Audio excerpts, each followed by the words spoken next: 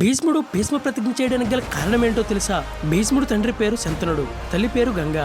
గంగాదేవికి ఇచ్చిన మాట తప్పడం వలన శంతన మహారాజును వదిలి గంగాదేవి వెళ్లిపోతుంది. అలా జరిగిన కొన్ని సంవత్సరాలకి దాశరాజు కుమార్తెని సత్యవతిని శంతనుడు ఇష్టపడతాడు. సత్యవతిని తనకిచ్చి వివాహం చేయమని అడగడానికి శంతన మహారాజు దాశరాజు వద్దకు వెళ్తాడు.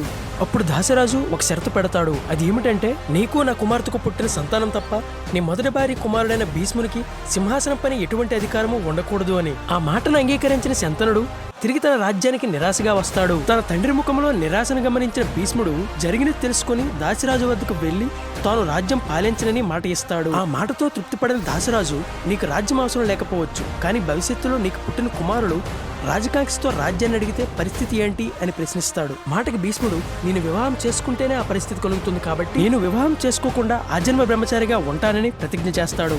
దీంతో ఆయన పేరు భీష్ముడిగా, ఆయన చేసిన ప్రతిజ్ఞ భీష్మ ప్రతిజ్ఞగా నిలిచిపోయింది.